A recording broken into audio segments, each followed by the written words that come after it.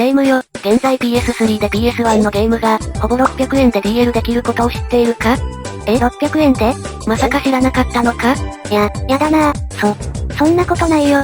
そうだよな知らなかったら、PS ソフトを普通に買おうとすると損をしてしまうからな。普通に購入すると損するの？これを見てくれ、今ディスクで買おうものなら、平均1万超え余裕のバブル機能値段だ。高すぎる。でも中古なら安く手に入るんじゃ？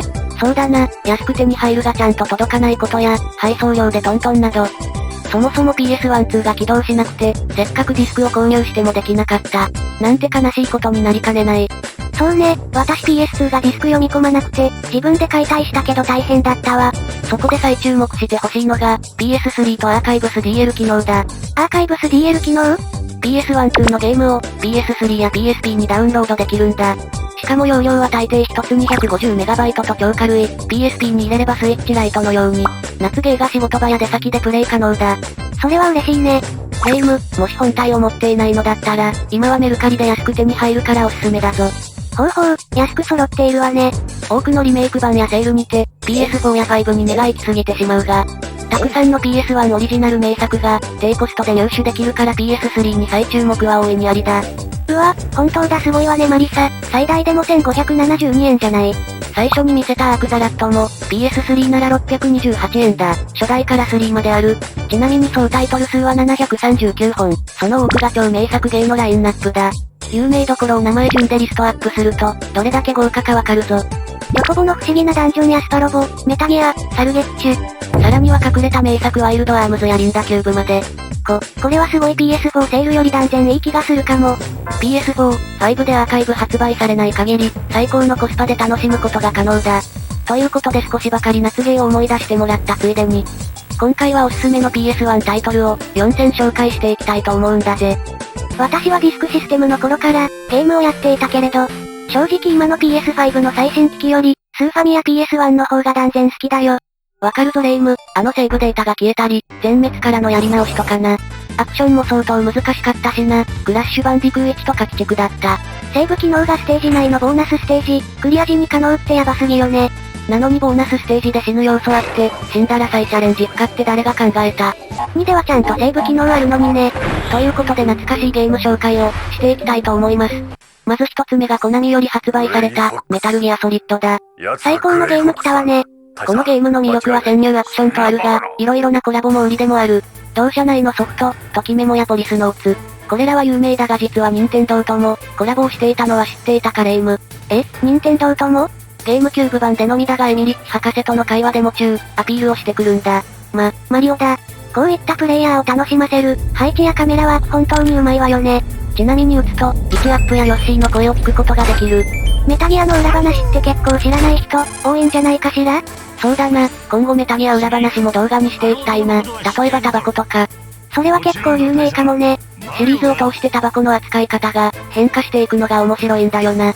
2の話になるが、タンカー編オープニングにて、ここでタバコを橋の外にポイ捨てをする。このシーンでモラルが低いとお叱りを受けて、続編3にて見直しをすることに。3で今度はタバコを踏み潰して、火を消すも、なおお叱りを受けるんだ。なのでさらに続編4で携帯灰皿にて、タバコをしっかり捨てるようになる。スネークの喫煙マナーが、時代の変遷とともに良くなっていくんだね。希代の名作メタギアをまたやってみたり、見てみるのもいいかもな。次に紹介するのは、チョコボの不思議なダンジョン。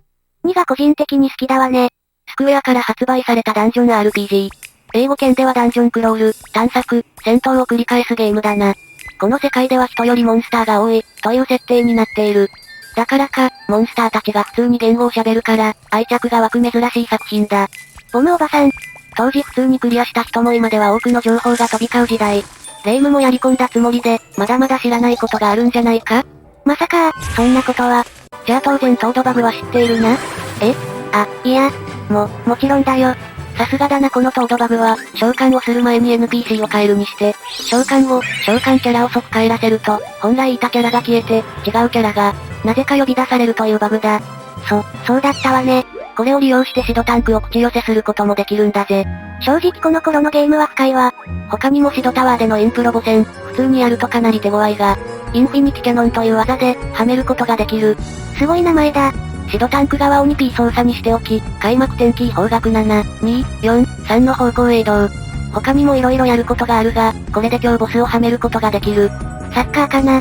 といったように現在ならでは、通常じゃ知らなかったような攻略もある。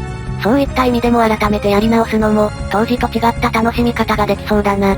そうね、あと曲良すぎるわね。曲がいいのもいいところだ。このレベルの曲が2面ボスってのがもうね。特にサビが良すぎるんだよな。わかるわ、でもこいつ強すぎて聞く余裕ないわよね。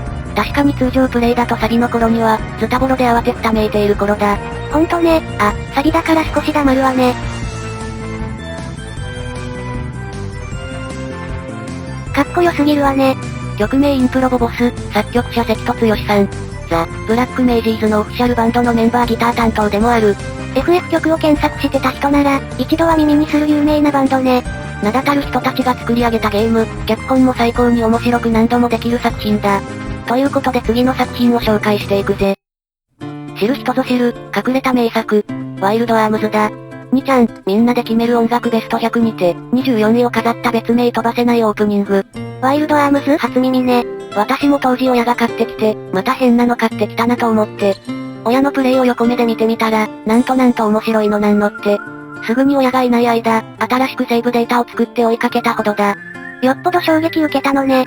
ああ、だからこの気にレイムにも、知ってもらいたいから紹介するぜ。なるほど、どれどれ荒野をテーマにした二人の渡り鳥と、一国の姫が宇宙からの侵略者との、構想を描く物語かなるほど。本筋はそんなところだな。あり大抵な内容じゃないかしら。特別面白そうな内容には思えないけれど。このゲームの魅力は、荒野、渡り鳥、冒険が完全にマッチした。世界観への没入感と探求心をくすぐる、ダンジョンの仕掛けや音楽、脚本にある。サガフロになら遺跡のような世界観、聖剣レジェンドオブマナならファンタジー感。これを荒野で見事に表現している。ちょっとプレイを見てみたいわね。この BGM の良さが魅力の一つだ。作曲を手掛けているのが、成毛美智子さん。最近では大乱闘スマッシュブラザーズ X にて、トゲトゲたる迷路のアレンジを担当し、名曲中の名曲と評価を受けている。めっちゃ音楽いいじゃないの。そうだ、2ちゃんゲーム音楽でも、スマブラ X の中でナンバーワンと評価が高い。これ聞いて出かけたくなるわね。戦闘はターン制、まんまドラクエと同じだな。相手の行動を視野に入れつつ、こちらの行動を決めるんだ。なら簡単そうね。と、思うだろう。だがこのゲームは隠しボスが多くいて、RPG ゲーム界の中でも、レベルの高い隠しボスが存在する。その名も、ラグオラグラ、シリーズではおなじみの隠しボスだ。なんか見た目ゼットンね。そうだ、某つぶらやプロの某宇宙共有某ゼットンが元ネタだ。特撮好きのスタッフと 3D モデリングできるゲームが、開口してできた愛の結晶それがラグオラグラだ。シリーズごとに強さが違うが、一貫して初見では倒せないように設定されている。特に2作品目のセカンドは全シリーズ最強と名高い、初見はまずワンターン3キルをお見舞いされる。ひえ、強すぎ、ねえマリサ。このセカンドも PS3 で買えるのよね。ああ、もちろん買えるぞ。私は最低レベル攻略もしたことあるから、需要があればワイルドアームズの動画も作ろうな。面白そうね、600円だし私もやってみるわ。ということで次に紹介するのは、サガフロンティア2だ。確かに2は面白いけど1は紹介しないの1は PS4 でリメイクが入っているからな。だから PS3 でしかできないゲームを紹介していくつもりだ。なるほどなるほど。リメイクが待ち遠しいわね。もはや説明不要といった具合の名作だ。名曲、名シーンのオンパレードよね。ギュスターブの母のシーン、俺は外でなく、コーデリアの単身潜入、だって兄さん泳げなかったもの。本当に今でも心に響くシーン満載だわ。それにしてもキャラ死にすぎよね。プレイ中辛かったわ。それもそのはず、このゲームは人は必ず死ぬ。だから何を世の中に残したかが大事、というテーマなんだ。そういうことだったのね。ということで名シーンをいくつか振り返っていくぞ。類線が持たないよ。まずは俺は外で泣くで有名な、対決アレクセイで主人公ウィルの父の妹、ニーナとの死別。壮年だが冒険者現役。ウィルの両親の仇である、アレクセイの捜索に手を貸す形で、一時パーティに加わる。遺跡にてアレクセイを発見するも、強大なドラゴンによって全滅の危機に陥ってしまう。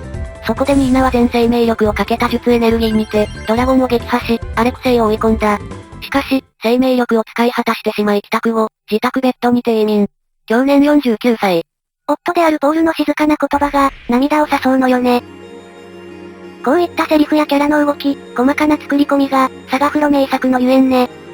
ニーナたちが子宝に恵まれなかったことも含めると、なおさらポールに感情移入してしまうな。おじさん。だが泣けるシーンだけじゃないのがサガフロだ。戦闘では連携技をひらめいたり、熱いバトルが目白押し。スケルトン青さんにはお世話になりました。スライム道場も懐かしいな。さてサガフロの熱いバトルにして鬼畜ラスボスエッグだ。強すぎるラスボスだわね。場合によっては積む可能性がある強ボスだからな。当時の小学生たちは攻略本なしでクリアできたのか。私は FF4 のラスボスミジンコですら相当負けたわ。あのミジンコは凶悪すぎる。サガフロ2では条件を満たすと通常より強い状態、完全体エッグ元井完熟エッグと戦えるんだが、その脅威は、RPG 最強ラスボスランキングにて、たびたび名前が上がるほどのラスボスモンスターとなっている。こういった隠しボスが思い出によく残るな。スターオーシャン2の新ガブリエルとか、興味本位で強くしたらエンディング見れなくなったわよ。こういった考えなければクリアできないという、ゲームの数々を作ってくれたスタッフたちには感謝だな。